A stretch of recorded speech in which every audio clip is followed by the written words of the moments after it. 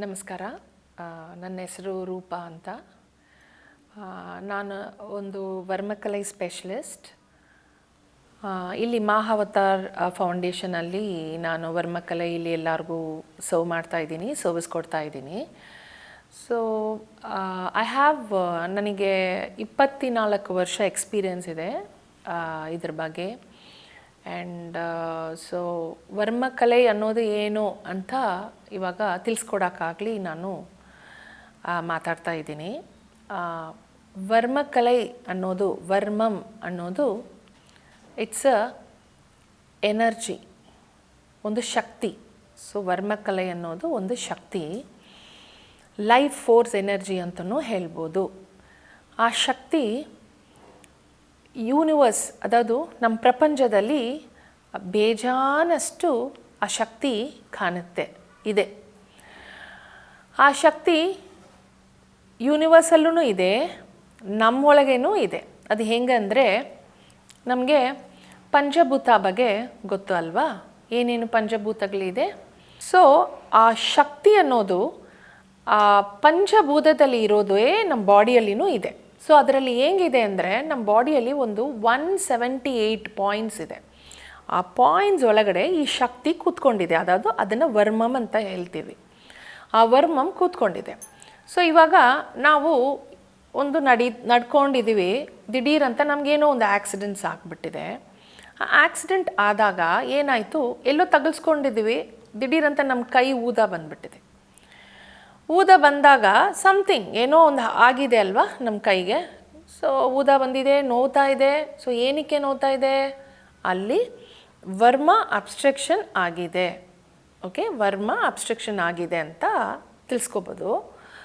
So ಅದರಿಂದ ಏನು ಮಾಡಬೇಕಂದ್ರೆ, ಆ ಅಬ್ಸ್ಟ್ರಕ್ಷನ್ಸ್ನ ತೆಗೆದುಬಿಟ್ಟಾಗ, ಅಲ್ಲಿ ಅಬ್ಸ್ಟ್ರಕ್ಷನ್ ಆಗಿದೆ ಅಲ್ವಾ, ಆ ವರ್ಮ ಅಬ್ಸ್ಟ್ರಕ್ಷನ್ ಆಗಿದೆ ಅಲ್ವಾ, ಅದನ್ನು ಎತ್ತಿಬಿಟ್ರೆ ಅಲ್ಲಿರೋ ಕಡಿಮೆ ಆಗುತ್ತೆ, ಅಲ್ಲಿರೋ ಪ್ರಾಬ್ಲಮ್ ಎಲ್ಲ ಸಾಲ್ವ್ ಆಗುತ್ತೆ. ಸೊ ಸಿಂಪಲಿ ಎಕ್ಸ್ಪ್ಲೇನ್ ಮಾಡಬೇಕಂದ್ರೆ, ಸೊ ಇವಾಗ ಸೈಂಟಿಫಿಕಲಾಗಿ ಎಕ್ಸ್ಪ್ಲೇನ್ ಮಾಡಬೇಕು ಹಂಗಂದಾಗ, ಹೆಂಗೆ ಸೈಂಟಿಫಿಕಲಾಗಿ ಎಕ್ಸ್ಪ್ಲೇನ್ ಮಾಡಬೇಕು ಅಂದಾಗ, ಇವಾಗ ಒಂದು ಚಿಕ್ಕ ಮಗು ಇದೆ, ಆ ಮಗುಗೆ ಹಾಲು ಕೊಡ್ತಾ ಇದ್ದೀವಿ, ದಿಢೀರಂತ ಅವ್ರಿಗೆ ಕೆಮ್ಮು ಬಂದುಬಿಟ್ಟಿದೆ.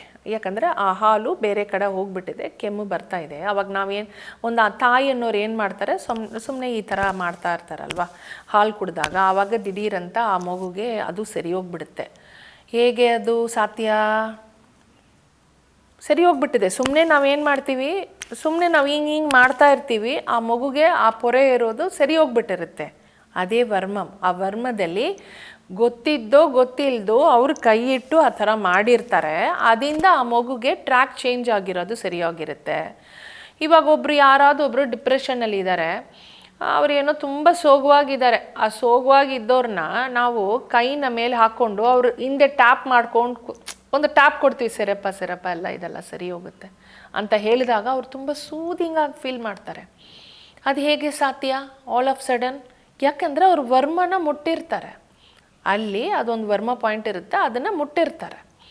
ಅದರಿಂದ ಅವರು ಸರಿ ಹೋಗಿ ಆ ಕಾಯಿಲೆಯಿಂದ ಆಚೆ ಬಂದಿರ್ತಾರೆ.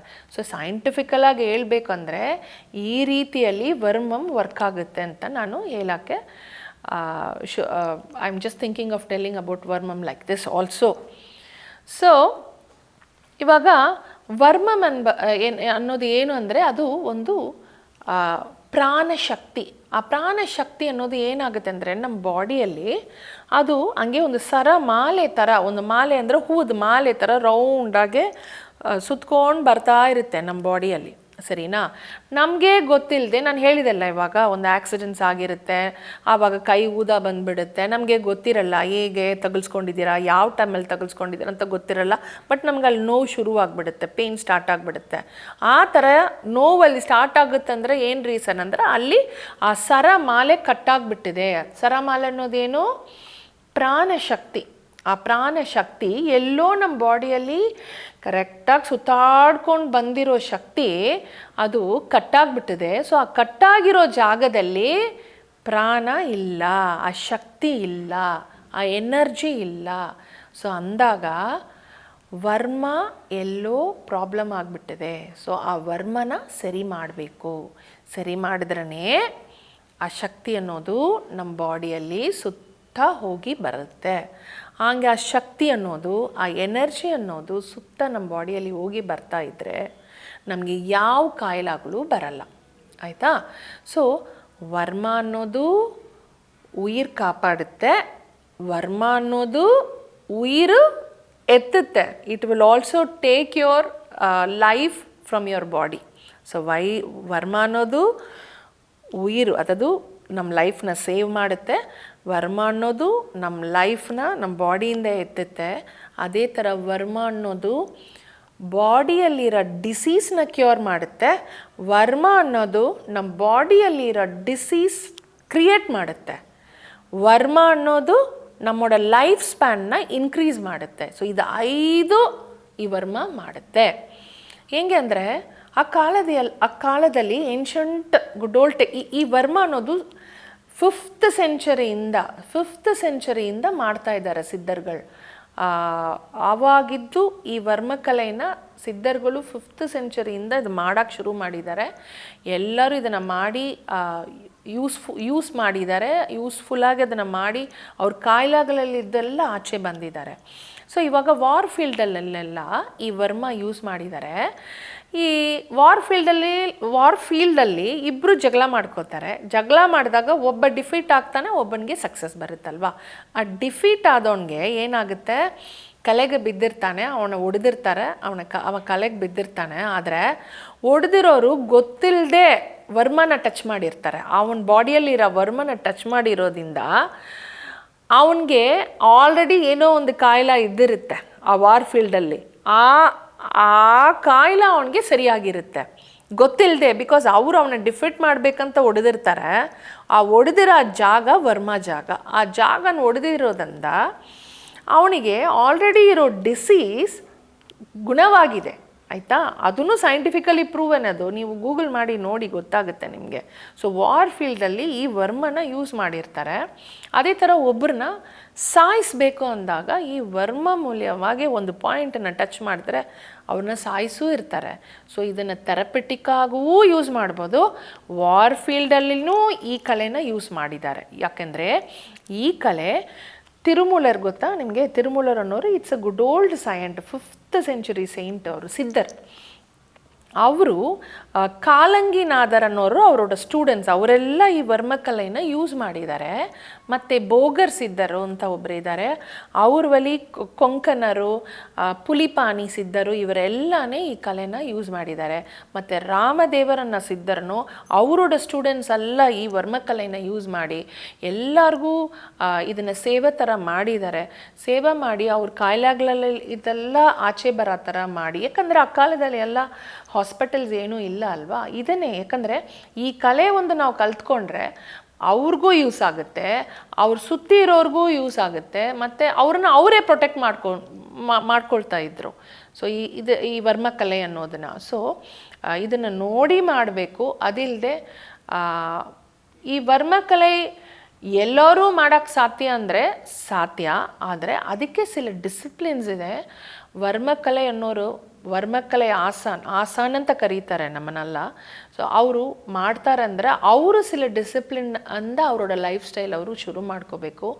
ಅವ್ರು ಕರೆಕ್ಟಾಗಿರಬೇಕು, ಅವ್ರು ಮೆಡಿಟೇಷನ್ ಮಾಡಬೇಕು, ಒಳ್ಳೆ ಮನಸ್ಸಿಂದ ಇರಬೇಕು, ಸ್ಪಿರಿಚುವಲಿ ಡಿವೈನ್ ಶಕ್ತಿ ಅವ್ರ ಒಳಗಡೆ ತೆಗ್ದು ಅವ್ರಿಗೆ ಇರಬೇಕು. ಅವ್ರು ಅದನ್ನು ಕಲ್ಟಿವೇಟ್ ಮಾಡ್ಕೊಂಡು ಹೋದ್ರೇ ಅವರು ಒಬ್ಬರನ್ನ ಟಚ್ ಮಾಡಿದ್ರೆ, ಆ ವರ್ಮ ಆಸಾನ್ ಅನ್ನೋರು ಒಬ್ಬರನ್ನ ಟಚ್ ಮಾಡಿದ್ರೇ ಅವರು ಹೀಲಾಗಿ ಗುಣವಾಗ್ತಾರೆ. So it's a spiritual divine treatment. ಇನ್ನೊಂದು ಏನು ಹೇಳ್ತಾರೆ ಅಂದರೆ, ಈ ವರ್ಮಕಲೆ ಅನ್ನೋದು ಶಿವನೋಡ ಕಲೆ.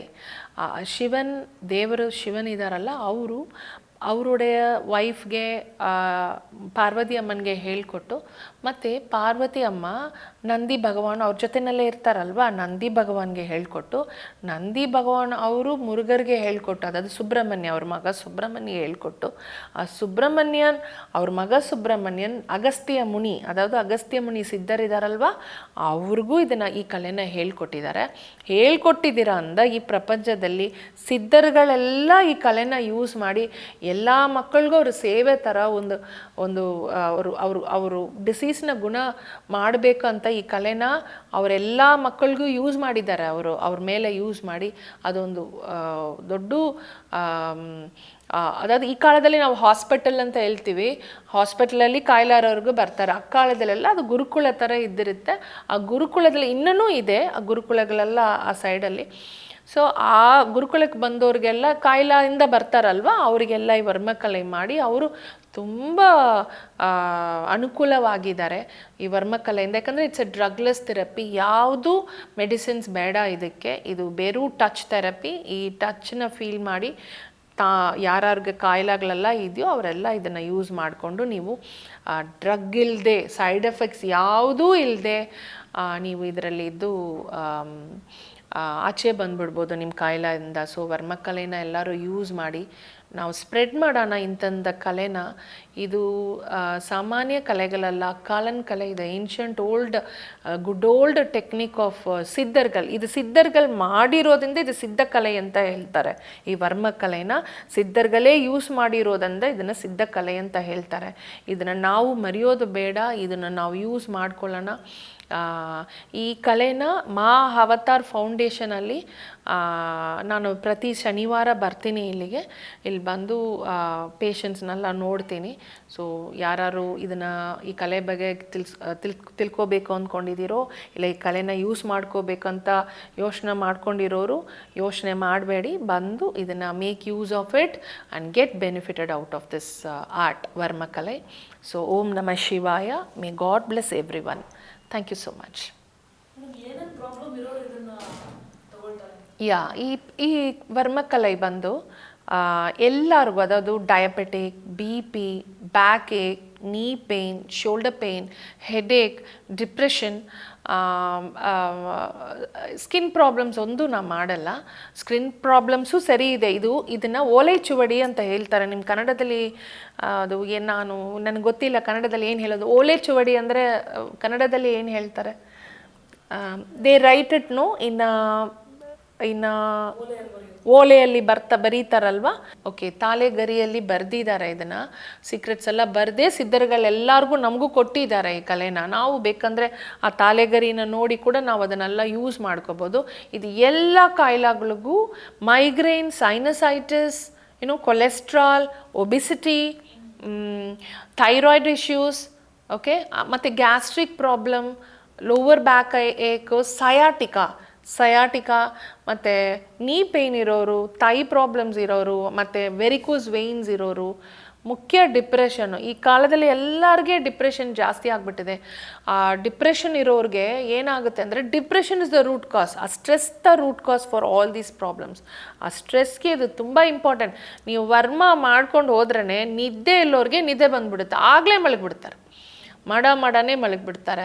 ಸೊ ಆ ನಿದ್ದೆ ಬರಲ್ಲ, ನಾನು ರಾತ್ರಿ ಆದರೆ ನಿದ್ದೆನೇ ಮಲಗ್ತಾ ಇಲ್ಲ, ನನಗೆ ನಿದ್ದೆ ಬರಲ್ಲ ಅನ್ನೋರಿಗೆ ವರ್ಮ ಮಾಡಿ ಎಷ್ಟೋ ಜನಕ್ಕೆ ನಿದ್ದೆ ಮಾಡ್ತಾರೆ. ಸೊ ನಿದ್ದೆ ಮಾಡೋದ್ರಿಂದ ಅವ್ರ ಸ್ಟ್ರೆಸ್ ಕಡಿಮೆ ಆಗಿರುತ್ತೆ. ಸೊ ಅದರಿಂದ ಎಲ್ಲ ಕಾಯಿಲೆಗಳಿಗೂ ಇದು ನಾವು ಮಾಡ್ಬೋದು. ಆದರೆ ಇವಾಗ ಫಾರ್ ಎಕ್ಸಾಂಪಲ್ ಕ್ಯಾನ್ಸರ್ಗೂ ಇದನ್ನು ಮಾಡ್ಬೋದು ನಾವು. ಆದರೆ ಇವಾಗ ಸ್ಟೇಜ್ 3, ಸ್ಟೇಜ್ 4 ಅನ್ನೋರು ಇಲ್ಲಿ ಬಂದು ನಾನು ಇಮಿಡಿಯೇಟ್ ಗುಣ ಆಗಬೇಕು ಅನ್ನೋರಿಗೆ ನಾನು ಏನು ಹೇಳ್ತೀನಿ ಅಂದರೆ, ನೀವು ಸ್ಟೇಜ್ 1 ಬಂದುಬಿಟ್ರೆ ನಾವು ಬಂದು ವರ್ಮದಲ್ಲೇ ಕ್ಯೂರ್ ಮಾಡ್ಕೋಬೋದು. ಸ್ಟೇಜ್ 1, ಸ್ಟೇಜ್ 2 ಅವ್ರಿಗೆ. ಇವಾಗ ಎಮರ್ಜೆನ್ಸಿ ಸ್ಟೇಜ್ ಹೋಗೋರಿಗೆ ರಿಸಲ್ಟ್ ಬರಬೇಕಂದ್ರೆ ಸ್ವಲ್ಪ ಲೇಟೇ ಆಗುತ್ತೆ. ಸೊ ಮುಂದೆನೇ ಗೊತ್ತಾದರೆ ನೀವು ಬಂದರೆ ಡ್ರಗ್ ಇಲ್ಲದೆ ನಾವು ಇದನ್ನು ಕ್ಯೂರ್ ಮಾಡ್ಬೋದು. ಬಿಕಾಸ್ ಇದೇನು ಇಟ್ ಇಸ್ ಅನ್ ಎನರ್ಜಿ. ನಮ್ಮ ಬಾಡಿ ಸುತ್ತ ಎನರ್ಜಿ ಹೋಗಲೇಬೇಕು, ಆ ಪ್ರಾಣಶಕ್ತಿ. ಆ ಪ್ರಾಣಶಕ್ತಿ ಎಲ್ಲೆಲ್ಲಿ ಕಡಿಮೆ ಆಗುತ್ತೋ ಅಲ್ಲಲ್ಲಿ ಕಾಯಿಲೆ ಶುರುವಾಗುತ್ತೆ. ಆ ಪ್ರಾಣಶಕ್ತಿನ ನಾವು ನಮ್ಮ ಬಾಡಿಯಲ್ಲಿ ಲೈಫ್ ಫೋರ್ಸ್ ಎನರ್ಜಿ ಹೋಗ್ತಾನೇ ಇರಬೇಕು, ಬರ್ತಾನೇ ಇರಬೇಕು. ಅಲ್ಲಿ ಸ್ಟ್ಯಾಗ್ನೇಟ್ ಆದರೆ ವರ್ಮಮ್ ಅಲ್ಲಿ ಸ್ಟ್ಯಾಗ್ನೇಟ್ ಆಗುತ್ತೆ ಅಂತ ಅರ್ಥ. ಸೊ ಅದನ್ನು ಸ್ಟ್ಯಾಗ್ನೇಟ್ ಮಾಡೋಕ್ಕೆ ಬಿಡಬೇಡಿ. ನೀವು ಪ್ರಾಬ್ಲಮ್ ಇದ್ರೇ ಬಂದು ವರ್ಮ ಮಾಡಬೇಕು ಅನ್ನೋದಲ್ಲ. ನೀವು ಪ್ರಾಬ್ಲಮ್ ಇಲ್ಲಂದ್ರೂ ನಮ್ಮ ಬಾಡಿ, ಇವಾಗ ಒಂದು ಗೇಟ್ ಇದೆ, ಗೇಟ್ ಫಿಕ್ಸ್ ಮಾಡ್ತೀರಾ, ನಿಮ್ಮ ಹೊಸೋ ಮನೆಗೆ ಗೇಟ್ ಫಿಕ್ಸ್ ಮಾಡಿತೀರಾ, ಅದು ಹೊಸೋದಾಗಿರೋವರೆಗೂ ಗೇಟಲ್ಲಿ ಏನು ಸೌಂಡ್ ಬರಲ್ಲ, ಮುಚ್ತೀರಾ, ತೆಗೀತೀರಾ. ಆದರೆ ಒಂದು 6 ತಿಂಗಳಾದಮೇಲೆ ಏನಾಗುತ್ತೆ, ಆ ಗೇಟಲ್ಲಿ ಸೌಂಡ್ ಬರುತ್ತಲ್ವ, ಬಾಕ್ಲಲ್ಲಿರೋ ಗೇಟಲ್ಲಿ. ಆವಾಗ ನೀವು ಹೊಸೋ ಗೇಟು ತೆಗೆದು ಹೊಸ ಗೇಟ್ ಫಿಕ್ಸ್ ಮಾಡಲ್ಲ, ಆ ಗೇಟನ್ನು ತೆಗೆದು ಹೊಸ ಗೇಟ್ ಹಾಕಲ್ಲ. ಅದಕ್ಕೆ ಬರ್ತಿ ಏನು ಮಾಡ್ತೀರಾ, ಆಯಿಲ್ ಮಾಡ್ತೀರಾ, ಗ್ರೀಸಿಂಗ್ ಮಾಡ್ತೀರಾ. ಸೊ ಆ ಗೇಟು ಚೆನ್ನಾಗೇ ಮುಚ್ಚುತ್ತೆ, ತೆಗೀತೆ. ಆ ಥರನೇ ಬಾಡಿನೂ ನೀವು ಗ್ರೀಸಿಂಗ್ ಮಾಡಲೇ ಇರಬೇಕು. ನೀವು ಗ್ರೀಸಿಂಗ್ ಮಾಡಬೇಕಂದ್ರೆ ಏನಾಗುತ್ತೆ, ಪ್ರಾಣ ಕಂಪ್ಲೀಟಾಗಿ ನಿಮ್ಮ ಬಾಡಿಯಲ್ಲಿ ಸುತ್ತ ಬರ್ತಾನೆ ಇರಬೇಕು. ಆ ಲೈಫ್ ಫೋರ್ಸ್ ಎನರ್ಜಿ. ಇಲ್ಲಾಂದರೆ ಯು ಡ್ರೈನ್ ಯುವರ್ ಎನರ್ಜಿ ಅಲ್ವಾ. ಸೊ ಅಂದಾಗ ನೀವು ವರ್ಮ ಅವಾಗವಾಗ ಬಂದು ಮಾಡ್ಕೊಂಡು ಹೋದ್ರೇ ಸಾಕು, ಕಾಯಿಲಾಗಲೇ ನಿಮ್ಗೆ ಬರಲ್ಲ. ವರ್ಮ ಮಾಡ್ತಾ ಹೋದ್ರೇ it is like greasing your body. ನೀವು ಪ್ರಾಪರಾಗಿ ಮಂತ್ಲಿ ಒನ್ಸ್ ಮಾಡ್ಕೊಂಡು ಹೋಗಿ. ಸೊ ಹಂಗೆ ಮಾಡ್ಕೊಂಡು ಹೋದರೆ ಆಟೋಮೆಟಿಕಾಗಿ ಯು ಫೀಲ್ ಎನರ್ಜೆಟಿಕ್. ಸೊ ಕಾಯಿಲೆಗಳು ನಿಮ್ಮ ಪಕ್ಕ ಬರಲ್ಲ. ಅದೇ ಆ ಥರನೇ ಆ ಕಾಲದಲ್ಲಿ ಇದೆಲ್ಲ ಮಾಡ್ತಾಯಿದ್ರು. So thank you so much for giving this opportunity. I am a doctor. I'm a Verma doctor, and I am a certified yoga instructor. So I am a art of soul counselor. ಎಲ್ಲನೇ mention ಮಾಡ್ಬೋದು, ಯಾಕಂದರೆ ಇದೆಲ್ಲನೇ I am a certified yoga instructor. I am a varma specialist. So I am a doctor, varma specialist. So I take classes all over the world. So I take classes all over the world. My clients are from Singapore, Malaysia, Ireland, France, Australia, London, and India as well. So I'm taking classes all over the world. Yoga classes ಎಲ್ಲರಿಗೂ ಹೇಳ್ತೀನಿ. ಈ ಥರ Varma ಕಲೆನೂ I am traveling all over the world and I am doing services all over the world. So Varma ಕಲೆ I'm spreading this art to the world. So ಈ art ನಮ್ಮೊಳಗಡೆ ಇರೋದಲ್ಲ, ಎಲ್ಲರಿಗೂ ಇದ್ರ ಬಗ್ಗೆ ಗೊತ್ತಾಗಬೇಕು. ಸೊ ಆ ಕಾಲದಲ್ಲಿ ಈ ಥರ ಒಂದು ಇದರಲ್ಲಿ ಎಲ್ಲರೂ ಬೆನಿಫಿಟ್ ಆಗಿದ್ದಾರೆ ಅಂತ ಎಲ್ಲರಿಗೂ ಗೊತ್ತಾಗಬೇಕು ಅನ್ನೋದು ನನ್ನೋಡ ತುಂಬ that's my ambition to spread this art throughout the world. So I am travelling throughout the world and I am spreading this art. So thank you so much.